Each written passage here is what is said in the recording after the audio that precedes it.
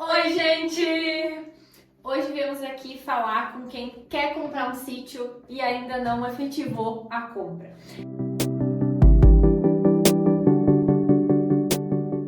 A gente sabe que quando a busca começa para comprar o sítio, surgem muitas dúvidas. Afinal, muitas pessoas não estão acostumadas a pensar num sítio, que é uma área muito maior que um terreno urbano, por exemplo. Então, o que fazer com toda essa área? Quanto de área eu preciso? E quando a gente vai procurar, aparecem muitas opções. A nossa dica primeira é organizar as prioridades. Então, o que para ti é indispensável no sítio que tu vai comprar? Por exemplo, não pode ficar mais que 10 minutos do centro da cidade. Não pode ficar mais de 50 minutos da casa que eu moro hoje. Ou ainda, não abro mão de ter uma vista incrível.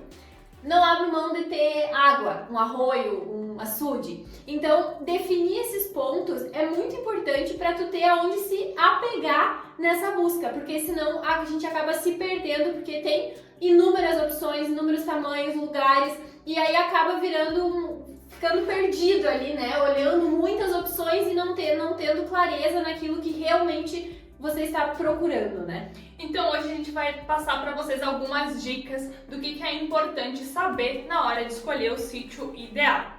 A primeira coisa é o tamanho. Então tu precisa saber qual que é o teu objetivo com o sítio para disponibilizar e pensar no tamanho ideal. Então o que a gente quer dizer com objetivo? Vai ser um sítio de turismo? Vai ser um sítio de lazer para os finais de semana? Vai ser um sítio onde tu vai passar a tua aposentadoria? Então qual que é o teu objetivo com o sítio para daí sim começar a pensar em tamanho para aquela área? Porque não dá para esquecer que quanto maior o tamanho, mais manutenção tu vai precisar. Quanto mais hectares, mais barato o hectare. Então, por exemplo, se eu vou comprar uma propriedade de 1 hectare, o valor é X. Se eu for comprar de 10 hectares, não é 10x, é 6, 7x. E aí nessa conta as pessoas acabam se perdendo, mas aí esquecem que depois tem que cuidar de todos esses hectares. O que tu vai fazer? Que tu vai ocupar tantos hectares, fazer infra, distribuir estradas, luz, água em tanta área, né? Então tem que cuidar para não cair aí nessa armadilha do preço do hectare. E aí também tem uma coisa muito importante, que é o quanto dessa área é livre para uso e quanto que é mata nativa.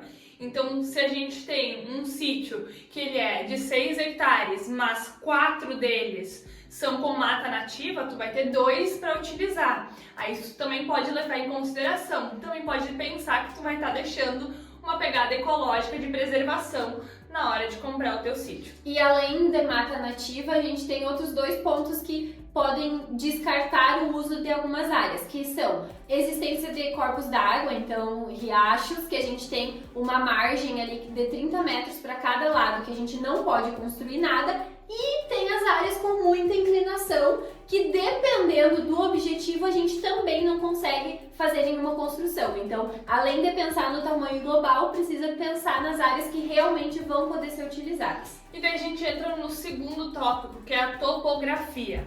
Então, o que é a topografia? É realmente qual que é o perfil do terreno. É muito inclinado, pouco inclinado, tem morro, é plano. Como que é esse terreno? E isso influencia muito no valor e também no que tu vai poder utilizar e fazer depois.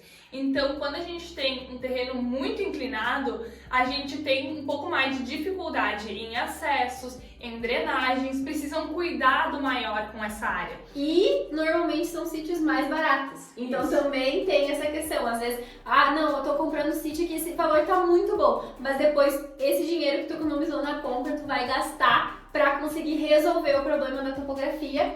E também, aí entrando no próximo tópico, a infraestrutura. Porque é diferente tu comprar um sítio que não tem energia elétrica, não tem acesso feito e não tem água, e tu pagou barato, tá tudo ótimo, mas aí tu vai ter esse investimento inicial muito alto para poder iniciar a habitação ali, a morada no sítio. Então logo de cara tu já vai ter que fazer um investimento para poder acessar.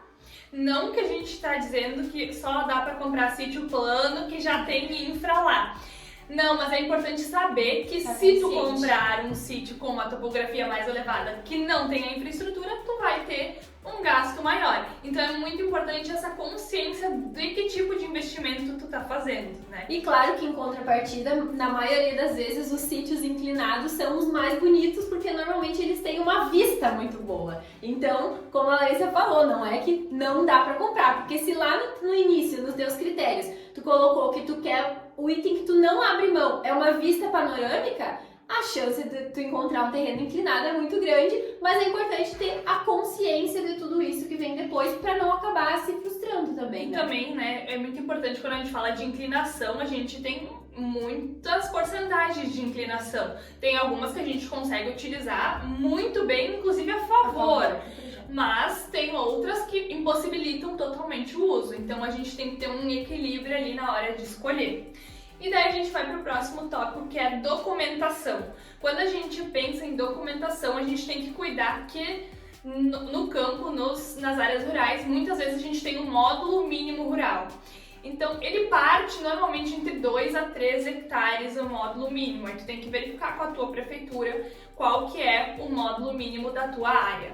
Esse módulo mínimo é a quantidade de terra mínima que tu precisa para conseguir uma escritura e a documentação realmente do uma teu matrícula sítio. individual, né? Senão, se tu tem uma terra menor que isso, tu fica em condomínio com outros proprietários.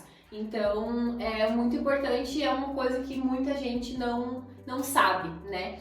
E, por último, a gente tem uma questão que não é essencial, mas que é importante de ser observada, que é o sol.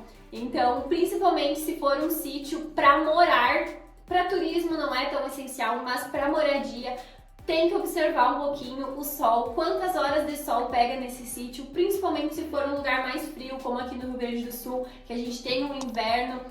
Se for um sítio que pega meio-dia, 1 da tarde, já não tá mais pegando sol, talvez não seja tão interessante para construir uma residência fixa, porque vai acabar ficando desconfortável ali ao longo do tempo nos períodos mais frios. A gente, claro, sempre tem estratégias de projeto para minimizar, mas quando a gente tem um lugar que a gente consegue potencializar esse uso, é muito mais confortável e gratificante para o proprietário.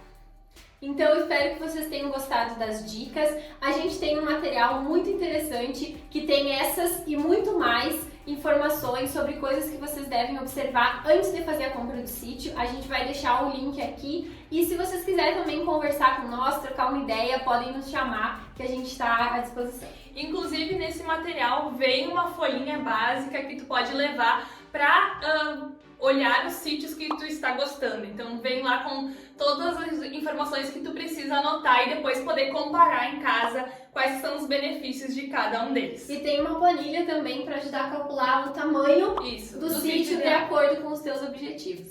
Então te inscreve no canal, dá um like e comentários também para nos ajudar a melhorar sempre o nosso conteúdo. Tchau, tchau!